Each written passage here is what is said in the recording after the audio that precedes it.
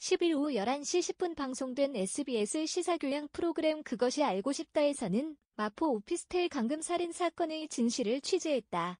감금되어 장기간 굶기기 고문 등 폭력을 당하던 피해자 고박민준 씨는 22살 꽃다운 나이에 6월 숨졌다.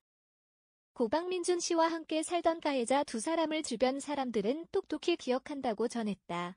맨날 똑같은 옷 입고 다니는 것 같고 반팔티, 쌀쌀할 때도 따뜻하게 입는 걸 못 봐서요. 다른 친구들 걔들은 겨울에 요즘 유행하는 패딩, 따뜻한 패딩 입고 다녔죠라고 영등포 건물 관리인은 증언한다. 근처 수리업자 또한 친근하게 한다기보다는 고박민준 씨 괴롭히는 것 같았어요라고 제보해왔다. 세상을 떠들썩하게 만든 범인의 정체를 알고 충격에 빠진 건 범인, 가해자들의 동기들도 있었다. 피의자 한우의 대학 동기는 그 친구가 그 친구일 줄은 정말 몰랐어요라고 말한다. 동기들과의 약속 자리에 피의자 한우 씨가 데리고 나온 사람이 바로 고박민준 씨였다고 한다. 그런데 당시 고박민준 씨가 앞손을 하고 굉장히 주눅 들어 있었다고 한다. 상하 관계가 약간 좀 있어 보이긴 했어요. 그러니까 수평적 관계는 아니었어요 라고 한우 씨의 동기들은 전한다. 친구라는 이름으로 누구도 모르게 고박민준 씨에게 끔찍한 범죄를 저지르고 있었던 피의자 한우와 김무. 비극은 20cm 두께의 현관문 안에 머물러 있었다. 고박민준 씨는 계속해서 이어진 고문과 폭력 행위로 영양실조와 면역력 악화로 인한 폐렴으로 사망했다. 고박민준 씨의 고등학교 동창인 김우과 김우의 친구인 한후.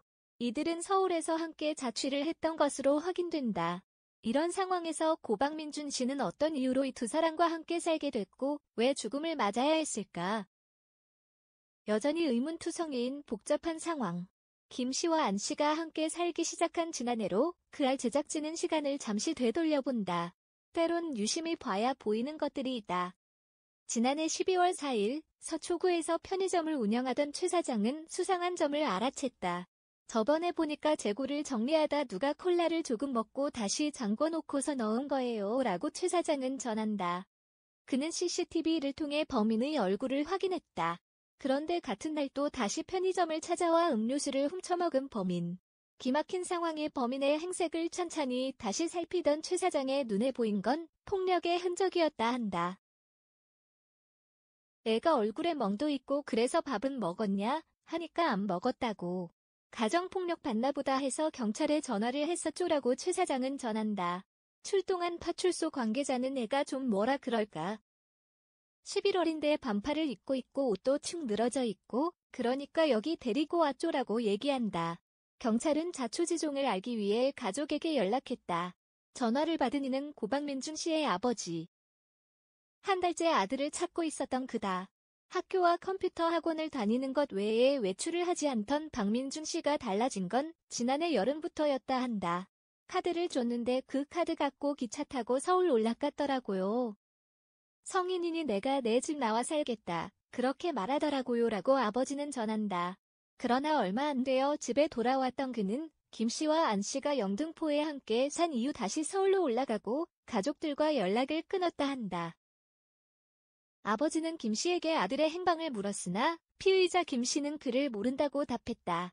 아버지는 영등포의 원룸을 찾아갔으나 문을 열어준 건 낯선 청년이었다. 안 씨와 김 씨는 아버지에게 박민준 씨를 모른다고 얘기했다. 결국 가출 신고를 했던 아버지. 그러나 이틀 뒤 신고가 해제되었다 한다. 가출 신고 담당 경찰서 관계자는 피해 학생과 바로 연결이 되었다 말하며 본인은 서울 친구 집에서 같이 생활하고 있는데 잘 지내고 있다. 별일 없이 지내는 것 같은데 해제해도 되겠냐 물으니 해제를 해달라고 해서 했습니다 라고 전했다.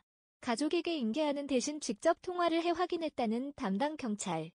그러나 잘 지내고 있다던 박민준 씨가 음료수를 훔쳐 마시다 적발된 사건은 얼마 지나지 않아 일어났다. 고박민준 씨의 아버지는 그때 봤던 아들의 얼굴에 피멍과 딱지가 앉아 있었다 한다. 그를 보자마자 병원부터 찾았던 아버지. 민준 씨의 상태는 예상보다 훨씬 심각했다. 박민준 씨는 서울에 다녀온 뒤 복통을 호소하기도 했다. 이유가 있었다. 왼쪽 갈비뼈에 골절이 발견되었던 것. 다발성으로 골절이 생길 정도면 꽤 큰 외력이 작용했을 것이라 전문의는 엑스레이 사진을 보며 전한다. 그는 전치 6주 진단을 받은 뒤에야 서울에서 있었던 일을 아버지에 하나하나 털어놓았다.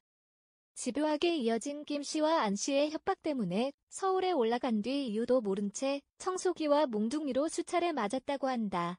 심지어 아버지와 삼촌이 찾아갔던 날 그도 집에 있었다고 한다.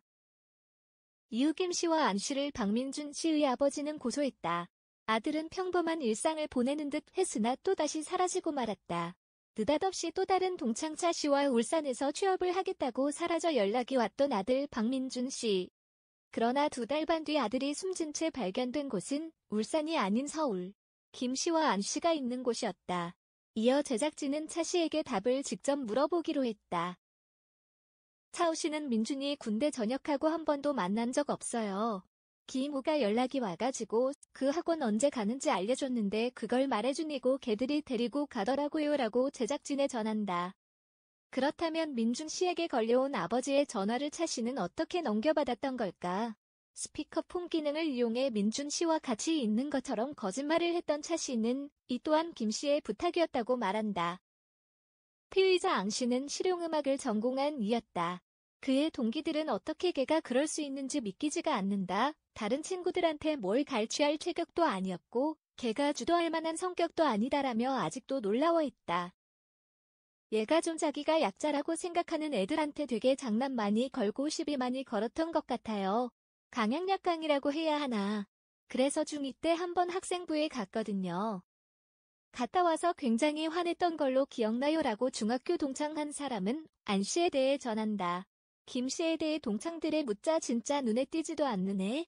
후반? 3학년 후반까지도 같은 반인 줄도 몰랐고라는 답이 돌아왔다. 모두들 걔에 대한 기억은 없다. 누군지도 모르겠다는 답을 해왔다. 박민준 씨에 대해 묻자 동창들은 친구들끼리 일단은 뭐다 재미나게 친하게 지냈던 것 같아요. 일단은 괴롭혔다기보단 그것은 없었던 걸로 알고 있어요 라고 답했다. 특별할 것 없이 친구들과 어울리는 학생이었다는 박민준 씨. 좀 귀여워했죠. 저희끼리는 툭 밀치고 그냥 이렇게 웃고 장난칠 수 있는 건데 민준이는 그게 아니었을 수 있죠. 한 번씩 장난도 같이 치고 그렇게 많이 했거든요 라고 친구들은 전한다. 그러나 또 다른 동창이 어렵게 꺼낸 이야기는 지금까지와는 다른 이야기였다. 같은 반 애들이랑 옆반 애들 이렇게 많이 괴롭혔어요. 어떤 애가 음료수 먹겠다 돈을 빌려달라 했는데 민준이가 돈이 없다 거짓말했는데 돈이 나온 거예요.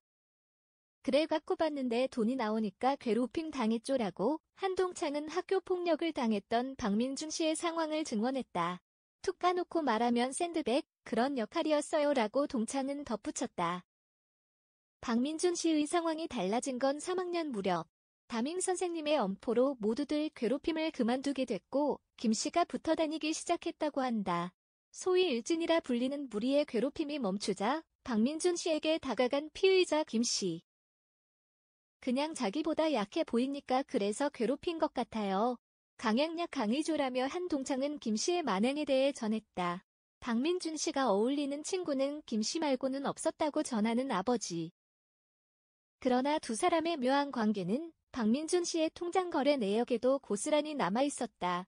통장에 돈이 6만 원이 들어왔다 치면 6만 3천 원을 김 씨에게 송금했다는 박민준 씨다. 해당 학교에선 이러한 사실을 알고 있었을까?